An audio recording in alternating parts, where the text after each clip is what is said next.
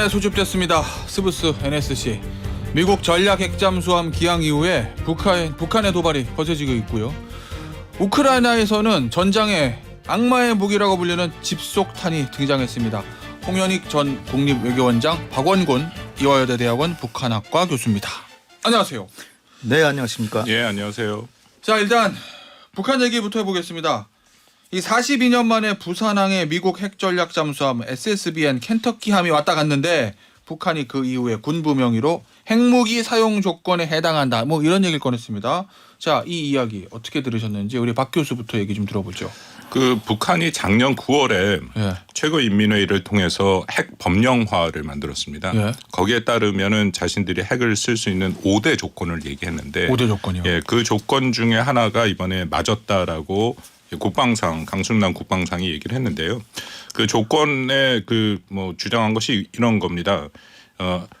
북한에 대해서 핵무기 또는 기타 대량 살상 공격 무기가 감행되었거나 임박됐다라고 판단한다. 네. 아마 시청자분들, 청취자분들도 판단하실 것 같은데 SSBN이 왔다고 미국이 과연 공격을 할 것이냐라는 그렇죠. 게 첫 번째고요. 그 외에도 5가지 조건을 다 말씀드리기는 시간이 없고 하나만 더 말씀드리면 이런 것도 있습니다. 그러니까 북한 인민의 생명 안전에 파국적인 위기를 초래하는 사태. 네. 그럴 경우에도 그것이 임박했을 때도 쏘겠다 네. 있다라는 것이고요. 다 결정적인 건 작년 4월 25일 김일성이 직접 연설을 하면서 북한 핵무기에는 2가지 사명이 있다 얘기를 하는데요. 2번째 사명이 뭐였냐면 우리 국가의 근본 이익을 침탈할 경우에 자신들의 핵을 쏠 수 있다. 근데 문제는 근본 이익이라는 게 그래서 북한이 뭘 말하나 찾아봤거든요. 네. 그러니까 인권 침해, 인권 문제를 제기해도 근본 이익 침해고 네. 한미가 연합훈련해도 침해고요. 너무 이 넓은데요. 리스트가 끝이 없이 간다. 네. 그러니까 이걸 종합해서 말씀드리면 자신들이 굉장히 워낙에 자의적인 상황에서 언제든지 원하는 때 핵을 쓸 수 있다라는 매우 공격적인 핵 전략 독트린을 갖고 있다라고 판단이 되고요. 네. 이번에 강순남이 그 문제를 다시 한번 끌어냈다. 그러니까 이만큼 불안정성을 굉장히 높이는 그런 핵에 대한 전략이 있다라는 것이 다시 한번 확인됐다고 생각합니다. 그러면은 결국 북한 하는 얘기는 그거잖아요. 내 심기를 건드리면 내가 기분이 나쁘면 최고 전엄이 기분이 안 좋으면 쏠 수 있다. 이 얘기 아니에요? 그 포괄적이라는 게? 돌려 얘기하면 그렇죠. 네. 그런데 근데 이 쏘면 결국 자기도 죽으니까. 네. 그러니까 결국은 김정은이 이성적으로 행동해야 우리도 핵을 안 맞는 그런 상황인데 네. 우리 국민 여러분들이나 뭐 청취자분들 거의 뭐 북한의 핵 위협을 실감하지는 못하고 있잖아요. 근데 논리적으로 보면 북한의 지금 독트린이 계속해서 시대에 따라서 변화하면서 처음에는 핵이라는 거는 아예 생각도 안 하고 머릿속으로만 생각했겠죠. 왜냐하면 6.25 때 메가드 원수가 핵으로 북한이나 만주 동북 삼성을 공격하려고 했다는 거 다 알고 있으니까 그들이. 그다음에 1956, 7년 정도에 남한에 전술핵이 배치되기 시작해 미군의 전술핵이. 그러니까 북한은 1991년도에 미국이 전술핵을 철수하기 전까지 미국의 주한 미군의 전술핵의 위협 속에 살았던 거죠. 그러니까 북한이 핵을 개발한 큰 원인 중에 하나는 우리가 핵 위협에서 살고 있는데 우리도 가져야 되겠다 그런 생각이 있었던 거죠. 그런데 그렇다고 해서 핵무기를 가진다고 핵무기 개발을 시작한 게 아니에요. 처음에는 이제 명분상으로 보면 우리가 전기가 부족하니까 원자력 발전소를 해야 되겠다. 근데 그 구상을 할 때는 벌써 거기서 나중에 핵무기를 만들 계획은 했겠지만 한마디도 말로는 핵을 가진다는 얘기를 안 했죠. 네. 그러다가 전기 생산한다 그랬다가 90년도 초에 이제 회담이 되고 또 해서 그 경수로 건설이나 뭐 이렇게 하다가 하다 보니까 북미 간의 협상이 안 되니까 예. 결국은 이건 미국의 적대시 정책이 계속되니까 우리 재처리 하다 보니까 핵무기 물질이 나왔다. 이제 그렇게 갔다가 계속 적대시 정책이 계속된다는 걸 명분 삼아서 이제는 적대시 정책이 계속되므로 우리가 살기 위해서도 핵을 가져야 되겠다. 그러더니 작년에 아주 제일 심각하게 변했는데 핵을 가져야 된다는 그래도 수세적이었어요. 미국의 공격을 막는다는 거였는데 근데 공세적으로 바뀌었다? 이제는 작년 4월에는 전쟁이 나면 초반에 핵을 사용하겠다. 그 얘기는 전쟁은 미국하고 하겠어요? 남한하고 하지. 우리한테 공격하겠다는 거예요. 알겠습니다. 그러니까 지금 남한의 그 히로시마의 그 원폭 투하에서 25만 명이 죽었는데 그거보다 1000배 정도의 화력을 가진 핵 잠수함이 왔으니 북한 입장에서는 뭐 당연히 우리가 핵 사용할 수 있는 그 권한이 있다. 이걸 이제 경고를 한 거죠. 자, 그러면 교수님 이 SSBN 입항 이후에 메시지 강하게 나왔어요. 그 이후에 단거리 탄도미사일 바로 쐈죠. 순항미사일 쐈어요. 그럼 이 타이밍에서 저들이 원하고 있는 건 의도하고 있는 건 뭐예요? 뭐 좁은 의미가 있고 큰 의미가 있는데요. 지난 한미 정상회담 윤석열 대통령이 국빈 방문했을 때 워싱턴 선언이 나오지 않았습니까? 거기에 이제 핵 협의 그 그룹 NCG가 구성이 되고 그다음에 이 SSBN의 전략 핵 잠수함을 정기적으로 배치하겠다. 그 발표가 나오자마자 북한의 김여정이 담화를 발표했습니다. 이게 이례적인데요. 북한이 보통 그럴 경우에는 한미 정상회담이 끝나고 나서 거기에 대한 입장이 나오는데 바로 담화가 나왔는데 물론 매우 비판적인 담화가 나왔고 그다음에 일주일간 연속으로 일주일 내에 6편의 연속 비판 기사가 실렸습니다. 그것도 매우 이례적인 거고요. 그 이후에 김여정이나 높은 수준에 나오는 담화에는 다 두 가지 NCG와 이 SSBN에 대한 문제를 계속 제기하고 있다. 그래서 종합적으로 보면 북한이 그만큼 거기에 대한 그 부담감을 갖고 있다라는 거죠. 우리가 확장 억제의 뭐 워싱턴 선언을 여러 가지 평가에 대해서 여러 가지 얘기가 있지만 제일 중요한 것은 대상이 되는 북한이 그걸 어떻게 느끼냐 하는 건데 북한이 그만큼 부담을 갖고 있다. 물론 거기에 이제 주목적으로 왜 부담이 갖고 있는가도 지난 17일 김여정의 담화를 통해서 확인이 되는데요.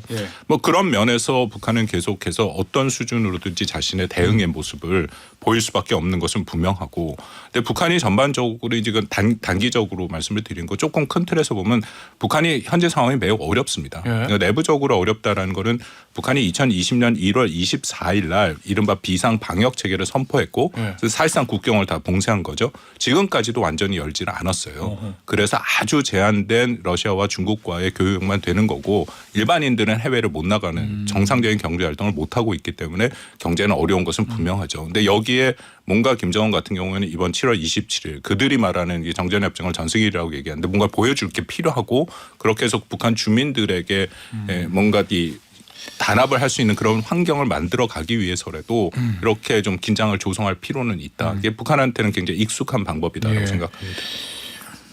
이거 좀 여쭤볼게요. 저 이거 외신 통해서 봤는데 미국 합참 의장이 우리나라가 아니라 일본 언론 인터뷰한 건데 거기 보면은 김정은은 예측 불가능한 지도자다. 뭐 요거까지는 저도 뭐 이해가 갑니다. 그런데 이거 한반도는 상황에 따라서 전조 없이 며칠 안에 전쟁이 일어날 수 있는 지역이다. 이거는 어떻게 받아들여야 돼요? 원론적인 얘기예요? 아니면 우리가 약간 위험한 상황인 거예요? 우리가 체감하고 있는 것보다도 훨씬 더 군내 지도자니까 저는 이 사실을 얘기했다라고 봅니다. 우리는 전혀 그럴 가능성이 없다고 보는데 이를테면 대북 전단을 살포하는데 고사총으로 그들의 일선 지휘관들은 자기 지도자를 욕하는 전단이 날아오는 걸 용납하면 이게 불충이잖아요. 그러니까 고사총을 쏘다가 우리 남한의 민간인이 옛날에도 동두천인가 어디 민간에 떨어져 연천에 떨어져서 민간의 가옥에 다 파괴되고 그랬잖아요. 근데 만약 살장이 됐다. 그럼 우리가 보복한다고 또 쏜다. 그럼 걔네도 또 보복한다. 그러다 몇 번 왔다 갔다 하면 국지전이 벌어지죠. 아니 이게 뭐 수일 내에 전쟁 나는 거는 특히 근데 중요한 게 이제 의도인데 태도와 의도인데 남북한이 서로가 강력한 불신과 아주 혐오감을 갖고 있으면서 양국 그 지도자들이다. 그러면서 이게 일선에서 모든 것이 다 완전히 통제되지 않는 상황에서 잘못 붙으면은 확전이 될 수 있죠. 자, 그러면 그게 그냥 원론적으로 이론적으로 우리가 생각할 수는 있잖아요. 어쨌든 우리는 좀 휴전 상태니까 그게 아니라 실질적으로 뭐 우발적 충돌 같은 걸로 해가지고 뭐 제2의 연평해전이라든지 제2의 천안함이라든지 이렇게 해서 무력 충돌, 국지전 이런 것까지 현실적으로 일어날 가능성이 있다고 보시는 거예요, 우리 홍 원장도? 제2의 천안함이나 연평도 포격 같은 거는 언제라도 전 발생할 수 있다고 봐요. 그래요? 지금은 그 수준에 상시적으로 진행되고 있는데 우리가 상시적으로 되니까 실감하지 못했을 뿐이지 그때도 제가 이명박 정부 때도 제가 정부에 방송 같은 데 나올 때마다 보수 정부는 확실하게 국가 안보를 챙기면서 대북 강경 기조를 가야지 이게 준비는 대비 태세는 하나도 안 해놓고 하다가 저 천안함을 폭침시키러 왔으면은 그 잘 지키고 있다 걔네들을 딱 잡아가지고선 국민들한테 이놈들이 우리 그 천안함 폭파하러 왔다고 체포했습니다 이렇게 하고 연평도 포격 같은 것도 당하지 말아야 되는데 지금은 거기에 대한 북한에 대한 억지력은 다 이 미국의 핵 전략 잠수함이 왔다고 우리가 안심하고 있잖아요. 갔잖아요. 그럼 지금 없어요. 그러니까 중요한 거는 진보 정부건 보수 정부건 중요한 건 국가 안보는 어느 정부나 다 해야 되는데 특히 보수 정부 때는 완벽한 국가 안보 태세를 해야 그래도 보수 정부가 대북 안보는 철저히 하는구나. 그런데 천안함 연평도 포격이 언제 일어났습니까? 보수 정부 때 일어나잖아요. 그러니까 대북 화해 협력 정책 때는 문재인 정부 때는 그렇게 도발 기억나세요? 트럼프하고 김정은 간에 왔다 갔다 굉장히 말싸움에다가 뭐 전쟁 직전까지 간다 그런 거나 있었지. 그나마 진보 정부 때는 오히려 안보가 오히려 안전한데 보수 정부 때 더 위험해요. 근데 지금은 국민 여러분들께서 보수 정부니까 잘하겠지 그렇게 생각하는데 진짜로 제가 군과 우리 정부에 말씀드리고 싶은 건 보수 정부 때는 더 철저하게 지키면서 그래도 대북 강경 기조로 가야지. 이 대비 태세를 하나도 안 하고 미국만 믿고 있으면서 이런 식으로 대북 강경 기조 간다는 거는 나중에 사실은 무책임하다는 얘기 들을 수가 있어요. 자, 반론이 있으실 것 같아요. 예. 그 대비 태세를 철저하게 하고 있고요. 우리 홍 원장님 말씀하신 것처럼 2010년에 연평과 천암은 우리에게는 굉장히 뼈아픈 그런 교훈이 됐기 때문에 그때 이미 국지도발 공동 대비 계획이라는 것이 작성이 됐고요. 이 이후에 작전 계획 안에 그것이 들어가 있습니다. 이전 같지는 않고 당연히 예를 들어서 연평도를 비롯한 서북 5도, NLL 그런 지역이 북한이 국지 도발을 할 가능성이 굉장히 높은 지역이고요. 거기에 대해서 어떻게 방어를 할 것인가에 대해서 훨씬 더 지금보다 된 것은 대비 태세를 구축을 했는데 그것은 뭐 진보 보수 정부 상관없이 2010년부터 지금까지 해온 것이고요. 그 역설적으로 그 이후에 북한이 노골적인 뭐 남북 관계 안 좋을 때도 있고 자신들이 공격적으로 나올 때도 있었는데 그런 국지 도발을 하지 못했다라는 것은 그것은 그만큼 역설적으로 한미가 거기에 대한 대비 계획이 잘 준비가 되고 잘 대비를 하고 있다라고 볼 수 있는 것이고요. 다만 제가 좀 우려하는 것은 이게 안정 불안정 역설이라는 게 있습니다. 이게 뭐냐면 인도와 파키스탄이 서로 핵을 개발하고 나니까 핵을 개발한 두 국가끼리는 전면전을 하지 못하죠. 그렇겠죠. 그렇지만 그 캐시미르 지역은 거의 분쟁 지역으로 생각하지 않습니까? 그 지역에서의 오히려 제한된 국지전은 늘었습니다.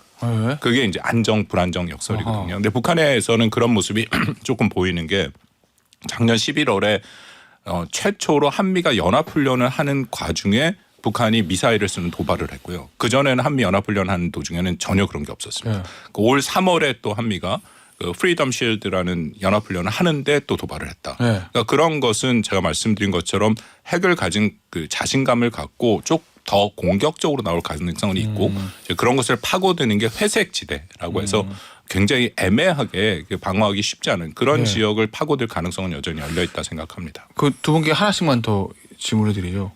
앞서 홍 원장님이 그 얘기하셨거든요. 문재인 정부 때 소위 말하는 진보 정부 때는 북한의 도발에 전혀 없었다. 그거는 거기에 대해서는 어떤 이야기 주시겠어요? 박원권 교수님. 저는 큰 틀에서 북한이 어떤 전략 노선을 갖느냐가 매우 중요한데요.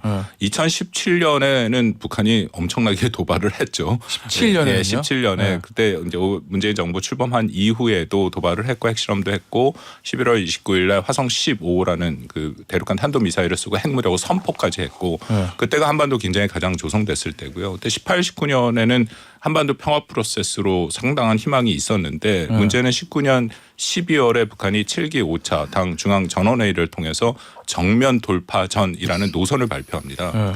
핵심 말씀드리면 대남 대미 강경책이고 자신들이 19년에요. 그렇죠. 사상투쟁 자력갱생을 통해서 핵을 고도하고 최대한 버티겠다. 근데 그 다음부터는 일관된 그 모습들이 보였거든요. 지금까지요? 그렇죠. 북한이 핵 미사일을 본격적으로 개발한 건 2019년 5월입니다. 그때 처음 KN-23 실전 배치된 굉장히 까다로운 대남 공격용 전술 미사일을 개발했기 때문에 저는 북한의 전략과 노선이 가장 핵심적인 그런 역할의 변수라고 생각합니다. 자, 우리 홍 원장께는 이거 좀 질문드리죠. 현 정부의 이 대북 정책, 힘에 의한 평화, 이 노선 자체에 대해서는 어떻게 평가하시나요? 우리가 경제력은 북한의 50배나 더 큽니다. 경제 쪽에서 북한하고 뭔가를 하면 항상 우리가 갑행세를 할 수 있어요. 뭐 그렇다고 갑행세 하라는 게 아니고 그 자연히 우리가 사장님이고 거기는 종업원이 되는 거예요. 개성공단처럼. 근데 그쪽은 다 전면 차단하고 안보 문제에서 하는데 안보 문제는 이스라엘과 달리 이스라엘은 자기가 핵을 가졌으니까 임전무태 정신으로 임하지만 우리는 핵을 누가 가졌습니까? 북한이 핵을 가지고 우리는 없어요. 네. 미국한테 의존하고 있는데 원자력 추진 잠수함 지금 한 번 왔을 뿐이에요. 아시아 지역에 괌에조차 미군의 핵이 없습니다. 네. 그러니까 북한이 먼저 이를테면 뭐 핵으로 쏜다는 건 그건 뭐 상상할 것도 없고 이를테면 백령도 같은 데를 그냥 무단으로 그냥 전면적으로 점령하고 우리가 그럼 전쟁으로 들어갈 거 아니야? 그러면 백령도에 대해서 하면 서울에 핵을 쏠 수도 있다. 이렇게 이런 식으로 나오는 거를 생각하고 있는 거예요. 그들은. 그런 상황에서 우리가 힘에 의한 북한을 제압하고 힘으로 어떻게 억압하고 강압하고 제재하고 하면은 대화에 나올 수밖에 없을 것이다. 이명박 정부 초기에 제가 비핵개방 3천 이렇게 내놔서 그렇게 되면 5년 동안 대화 한 번 못 할 거다라고 저는 생각했어요. 그리고 정부에서 뭐 부탁할 때마다 이 정책 가지고는 대화 한 번 못 한다. 근데 지금 똑같은 일이 다시 반복되고 있다는 생각을 가지지 않을 수가 없어요. 그러니까 힘에 의한 우위라는 게 진짜로 우리가 그러면서 우리가 사실 한미 간의 핵은 완전히 미국에 의존하고 제가 생각하는 거는 최소한 핵 공유라는 얘기를 하시고 이제 미국에 가셨기 때문에 적어도 전술핵의 한시적 조건부 재배치 이 정도는 얻어올 줄 알았어요. 근데 지금 전적으로 다 미국이 언제 우리를 지켜주냐 언제 오느냐 다 기대해야 되고 그다음에 전시작전 통제권 전환 이것도 지금 완전히 그냥 한미 간에 정상회담을 했는데 합의 문제에 알겠습니다. 빠졌어요. 예. 그렇게 되니까 모든 거는 다 미국에 의존하고 일본하고 친하면 뭐가 될 것처럼 그러는데 정작은 우리의 국가 안보력을 키우고 철저한 방위태세를 알겠습니다. 하면서 대화도 해야 되는데 대화를 전혀 안 하니까 알겠습니다. 예. 관리가 안 되는 거예요 북한이. 자 우리 박 교수님 얘기 짧게 듣고 다음 주제 넘어갈게요. 반론할 거 있으세요? 뭐 별로 여기서는 반론을 할 게 마땅치 않은 게 우리 제가 홍 원장님이 어떤 주장을 하시는지를 지난 동안 너무 많이 하는데 핵무장을 계속 네. 말씀하시거든요. 알겠습니다. 그건 좀 핵무장은 다른 아니고 예. 전술핵 예. 전술핵 한시적 배치. 조건부 그건 좀 재배치. 다른 주제가 될 것 같아서요. 예. 그럼 다음 제가 주제 좀 보죠. 요거 58년 만에 미국으로 월북한 죄송합니다. 58년 만에 북한으로 월북한 미군이 있습니다. 이거 딱 뉴스 보시고 어떤 생각 드셨어요? 우리 박 교수께서는요. 북한이 결국 중요한 건 북한의 반응인데 조용해요. 세 가지 정도로 딱 저는 생각이 되더라고요. 왜냐하면 첫 번째는 북한이 이 트래비스 킹 이병을 일단 신문을 할 텐데 격리하고 신문해서 다시 추방할 가능성이 있다. 왜냐하면 아까 말씀드린 것처럼 여전히 북한은 비상 방역 체계에 있거든요. 외부에서 들어올 수가 없죠. 우리 그 공무원 피살한 것도 해상에서 심지어는 그렇게 갖고 있는 방역 지침들이 다 그렇습니다. 여전히. 그렇다면은 이거를 뭐 북한으로 해서 예를 들어 더군다나 평양 같은 데로는 안 보낼 가능성이 있고 지금 어딘가 격리된 데서 신문을 하겠죠. 그게 첫 번째고 두 번째는 이건 북한 입장에서는 가장 그 선택지가 높은 거라고 생각이 되는데 일단 현재까지 알려진 사실을 보면 자진월북이지 않습니까? 네, 그렇죠. 그러면 북한은 굉장히 선전을 활용할 수 있죠. 그러니까 예를 들어 이런 거 미 제국주의자가 인민의 낙원을 찾아왔다. 이제 그렇게 해서 뭐 시간 지나고 나서 TV 앞에 세워갖고 뭐 인터뷰하고. 근데 세 번째는 북한의 입장에서는 이 카드를 활용해서 뭔가 미국한테 받아내려고 할 수도 있다. 미국 압박할 수도 있다. 그 송환을 해주는 대신 뭐 그런 식으로 해서 뭐 예전에 좀 사례가 다르긴 합니다만 그렇게 뭐 피납되거나 납치된 미국인들 같은 경우에는 최소한 전직 미국 대통령 정도가 와야 이게 풀어주고 했거든요. 그러니까 그 와중에서 자신들이 원하는 것을 좀 요구해낼 수도 있다라는 것이죠. 근데 이번엔 좀 이게 자주월북 케이스이기 때문에 좀 사례가 다른데 한 세 가지 정도로 저는 북한이 반응을 보일 수 있다고 생각합니다. 자. 홍 원장님, 네. 이 말씀하신 세 가지 중에서 마지막 거 관련해 가지고 이 병사에 대한 송환 얘기를 좀 북한하고 미국 사이에서 해가면서 뭔가 대화 국면으로 접어들 수도 있다. 뭐 이런 일부 언론의 보도도 있던데 동의하십니까 거기? 글쎄 대화가 지금 뭐 전혀 될 가능성이 없으니까 네. 그나마 대화할 거리가 생긴 거죠. 이거 하나라도. 특히 북한보다 미국이 북한과의 대화라도 해서 왜냐하면 미국 정부는 국민의 생명 하나하나도 소중하게 생각하고 그런 사실은 범법자에서 처벌하려고 이제 미국으로 데려가려고 그러다가 이 사람이 안 가고 자기가 그 판문점 견학한다 그래가지고서는 너무나 허술하게 이 사람이 관리돼서 그러다가 관광하다가 그냥 웃으면서 북한으로 갔다는 거 아니에요. 쟤는 기본적으로 생각이 우리가 자유민주주의 국가인데 이 우리 체제가 훨씬 더 북한보다 우월하잖아요. 네. 그리고 풍요롭고 자유롭고 근데 이 친구가 잘 몰라서 넘어갔겠지만 도대체 우리가 체제로서 이런 사람들이 넘어갈 수밖에 없는 상황을 왜 만들었을까 그런 생각이 드는데 우리가요? 우리가 그러니까 민주주의 체제라는 게 우월한데 왜 북한이 바보같이 이 사람이 바보 멍청이가 아니고서 왜 북한을 찾아서 걸어가냐. 물론 제가 보기엔 이 사람이 사실 일종의 경범죄를 저질러서 뭐 그런 얘기를 처벌당하니까 그랬다. 처벌당했는데 지옥으로 들어가나요? 이 기껏해야 뭐 20일 구류 정도 뭐 그 정도 벌금 뭐 이렇게 물을 사항인데 그러니까 이 사람이 뭔가 잘못 그 북한을 동경하고 갔든지 뭐 그럴 거 아니에요. 그런데 이제 미국으로서는 자국민 보호라는 그런 차원에서 아무리 범법자라도 우리가 그 사람의 신병을 확보해야 된다라고 대화를 시도하잖아요. 근데 미국은 대화 채널 자체가 없어요, 사실은. 판문점에서 뭐 저 핑크폰인가 뭐 그걸로 한다는데 건성건성 얘기고 스웨덴을 통해서 이제 간접적으로 외교적 접촉을 하는데 그래서 대화가 된다면 다행이라고 저는 생각할 수는 있는데 그런데 이게 거꾸로 북한에서 가치가 없다고 생각하면 추방할 수도 있다라고 보이죠. 알겠습니다. 오늘 스브스 NSC는 여기서 마무리해야 될 것 같습니다. 지금까지 홍현익 전 국립외교원 원장, 박원곤 이화여대 대학원 북한학과 교수였습니다. 감사합니다. 감사합니다.